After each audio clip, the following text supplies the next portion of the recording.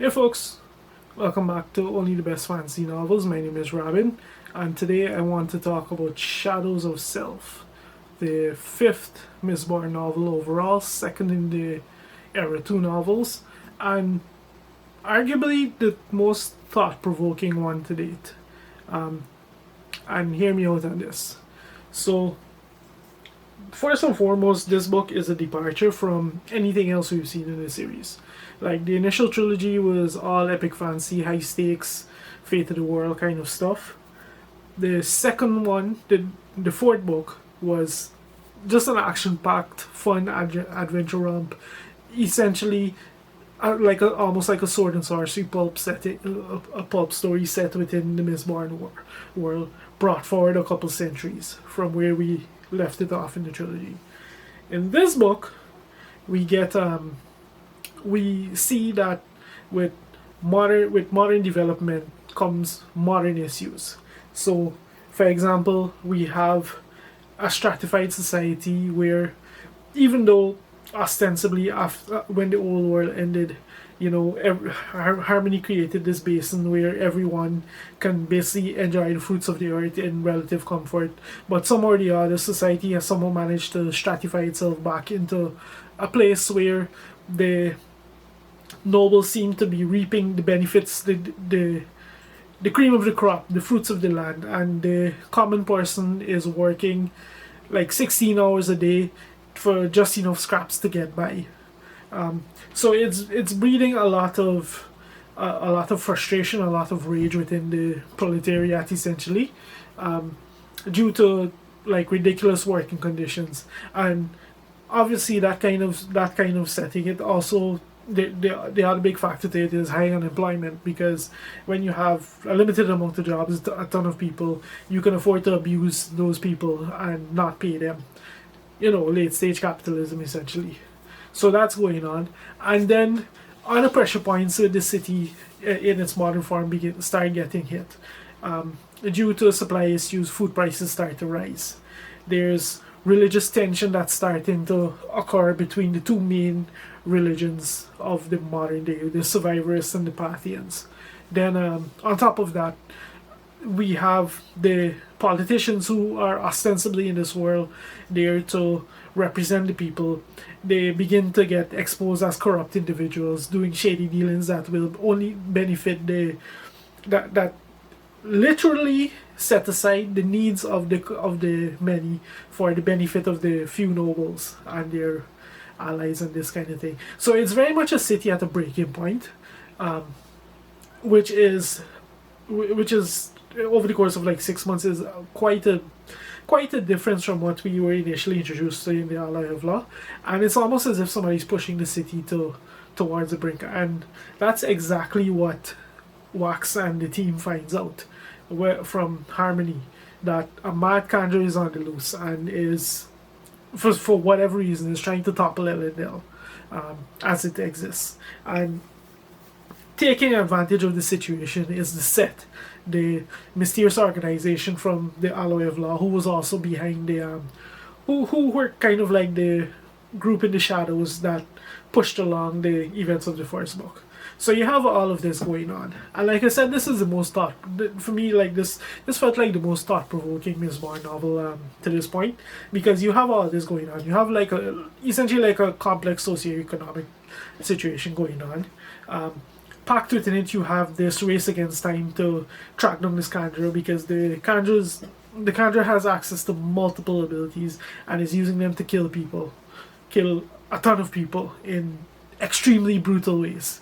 All for the purpose of pushing the city towards the brink. So the book is essentially a flip of the script of the Final Empire, the very first Mistborn novel, because in that novel we followed a crew who were trying to push the Final Empire over the edge, and in this one we're following a Mistborn crew who is attempting to save the existing government from someone who is trying to break the government, all the while acknowledging that why the issues that the pressure points that they're hitting and the issues that they're leveraging to push the city to the brink are very much issues that need to be fixed. So it's complex. It's very interesting to look at. Um, and at the same time, it maintains the vibe of the. It kind of maintains like that action-packed vibe of the Force of Ally of Law, but at the same time, due to the circumstances, it has a lot more gravitas to it, and it also has a bit more of an epic scope to it, because you have these. This is the crew's first encounter with essentially figures straight out of mythology between the Kandra and Harmony, and so in the present day, these things are all part of myth, not even believed to be real until they come to they appear and they exist basically, and they're doing all these things. So you have all of this going on.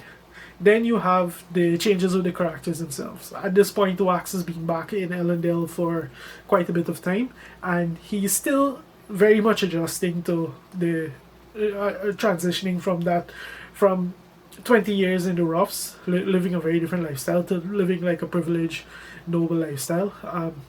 But he's gotten a bit more comfortable with it. His relationship with Steris is progressing. Like, honestly, the two of them, they made this book for me. They made this book. The way that they're progressing, I just like it. I just like it very much.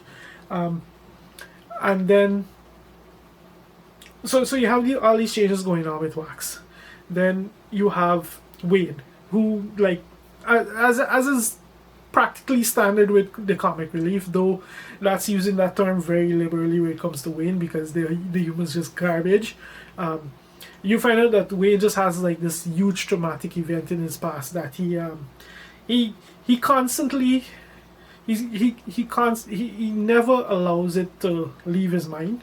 He never allows it to stop tormenting him and to stop repenting for it. And yeah, like that we essentially find out more about Wayne. He becomes a bit more of a fleshed out character, and then we have Marasi, who as she's now through school she's accepted like a position, a pretty sweet position essentially as a constable, assigned to the constable general.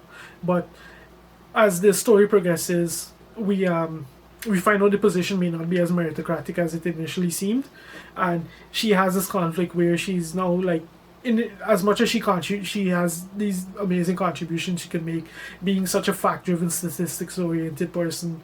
She's now left wondering if the only reason she was chosen is because of her alliance with Wax, and essentially being there as a way to put a leash on him or to spy on him. So there's that whole dynamic going on. So yeah, like, and couched in all of that is very much a race against time action-packed novel, because they have to stop this Kandra before the city essentially implodes. So, shades of the Forest book, but brought forward to a modern time, and with quite a few threads running through it.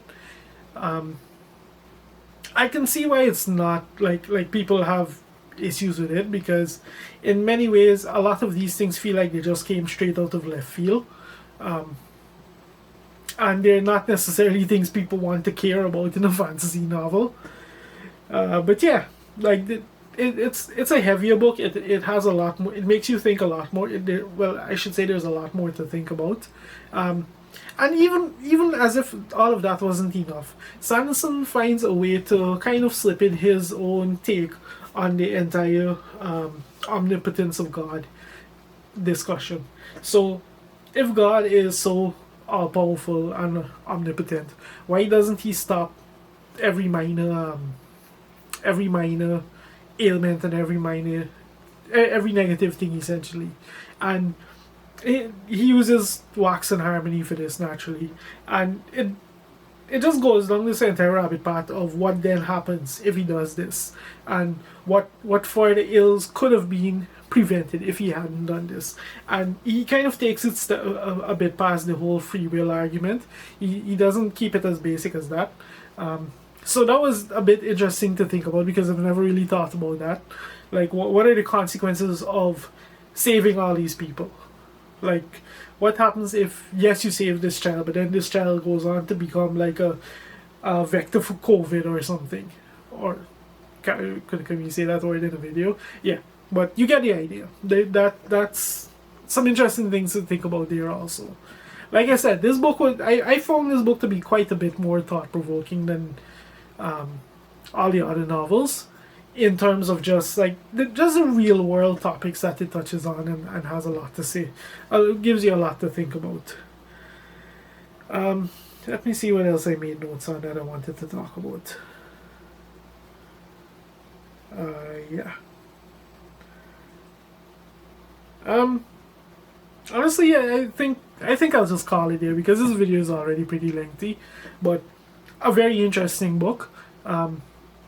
It maintains everything we like about Mistborn and about this new crew and this new setting. We find out a lot more about the lore of this new world, the way things have shaped since the initial trilogy. We get a little bit just an expansion in general, and yeah, like I enjoyed this one. Honestly, given how negatively it seems the majority of these era 2 books have been received, so far I'm 2 for 2 with this. Like, I don't know, maybe I'm just much more receptive to what Sanderson is doing here, but I just enjoy them more than other people seem to, I guess. I don't know. But yeah, that's kind of all I have to say about Shadows of Self. If you made it this far into the video, thank you very much for watching, and I'll see you next time.